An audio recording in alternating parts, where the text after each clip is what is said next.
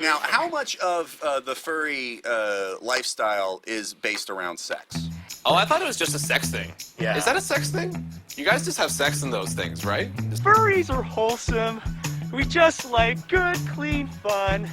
Now, yeah, there is an adult aspect to the fandom, but it's only one or two people, ever. Furries will tell you that they'll say like, oh, it's like less than 10%, less than 1%. And for some in the community, not all, some, it's a sexual fetish. The whole entire reason why people hate furries is because they think that they're just a bunch of people who dress up in animal suits and fuck each other. That is it's completely not true. At its core, it's something that people don't understand, that people have very little information about. People are here for the art, they're here to give to charity. They think that these furries are having sex with one another. Dig deep enough, yeah, you can find that, but that's not the case for Eric or any of his friends that I've ever met. It's also about sex. It's entirely about sex.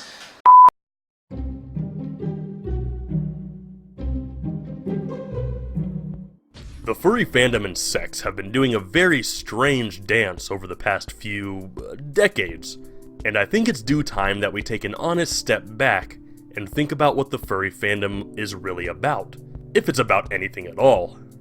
I think the perfect place to start answering this question is in the context of what being a furry is.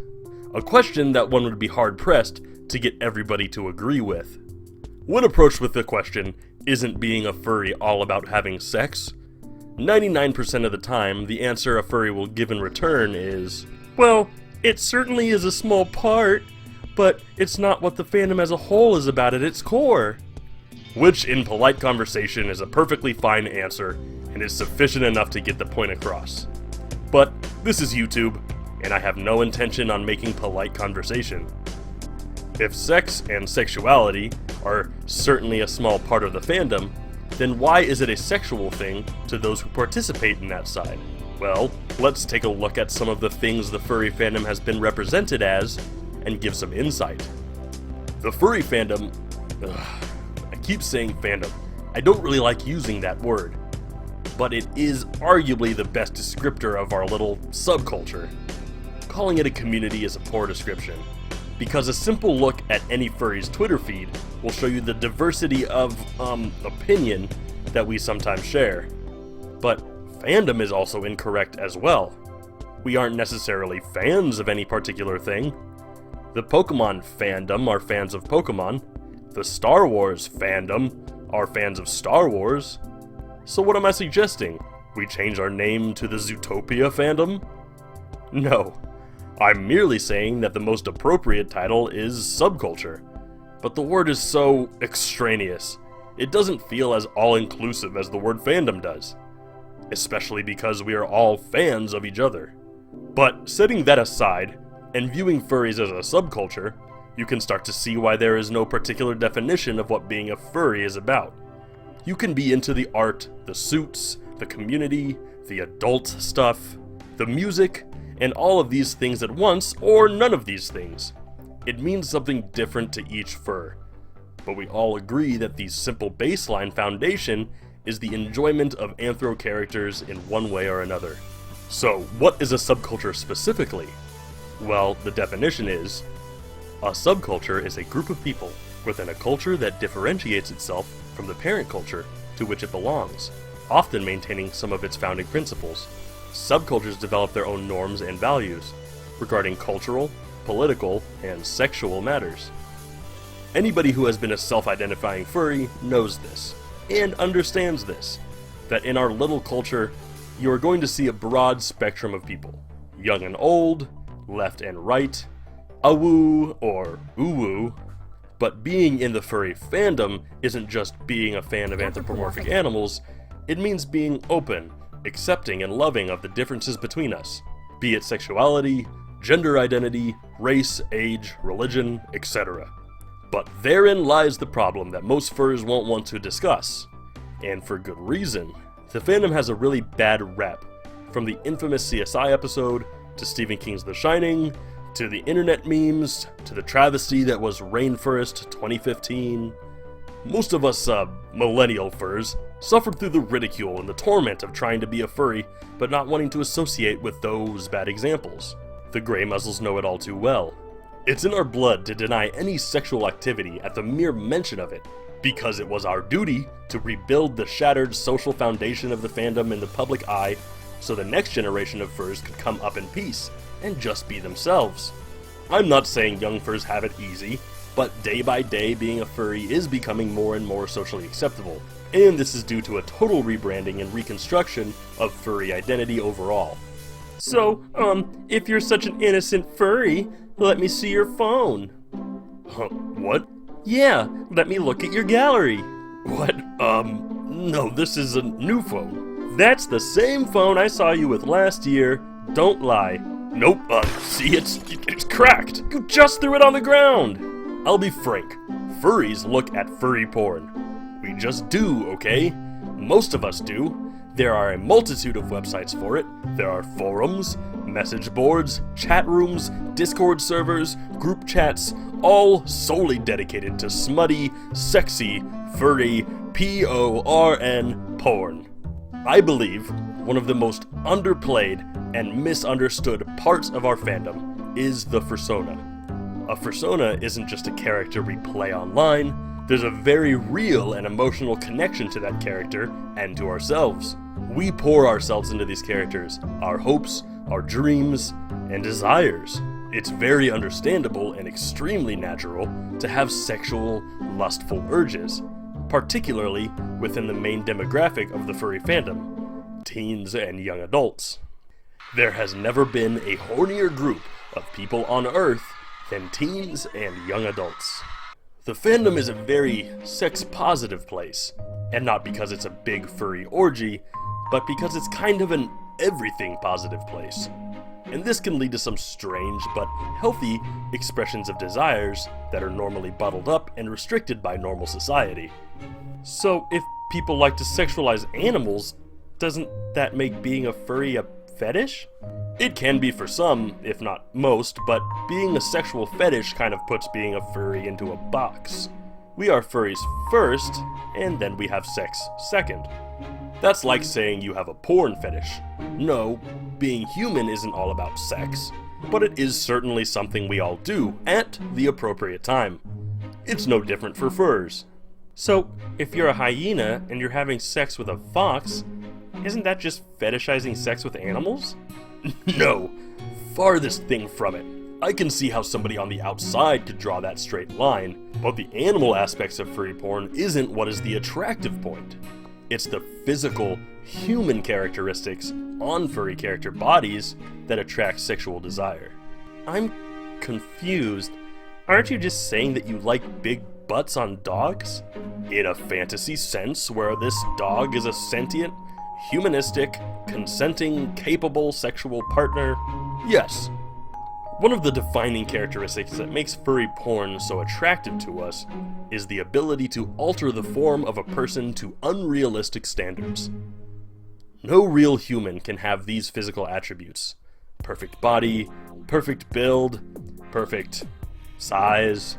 It's fantasy within fantasy, within the added flavor of our own inclination to add personas to certain species. A sly and clever fox, a shy and helpless red panda, a dominating and alpha wolf. These are things that you can portray with simplicity in an image that a human character hides within their personality. But a furry wears these attributes on their sleeve, and usually in a unique and personal way, creating the ultimate personal sexual experience. I asked a question on Twitter about people's species and if they chose them because they are personally attracted to them, or if they're more attracted to other species in furry art. And the majority of people voted in, saying the other. This paints a clear picture that our own personal attachment to our species isn't a sexual one, and the features and characteristics of others is what attracts us. Well, I'm confused still. Don't ever call me doll.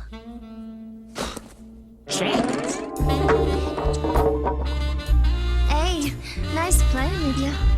Oh, okay, actually, now that you mention it, of course the fandom isn't just about sex. Gosh, there are so many wonderful aspects that comprise our little corner of the universe. But for us, particularly the consenting adults, to deny sex as a major player driving the fandom is silly. This is made evident by the amount of NSFW merch and art sold and displayed outside of 18+ dealers' den spaces. And that there are 18+ dealers' den spaces. As a first convention parent walking around a con with a child, and having hundreds of people telling them over and over it's not a sexual thing, but then seeing all the sexualization, I can see where the concern comes in. One thing that separates us from being a sexual fetish is that sexual activity is usually kept behind closed doors, between consenting adults, and reserved to specific 18+ websites, and any sexual misconduct or misrepresentation is highly frowned upon.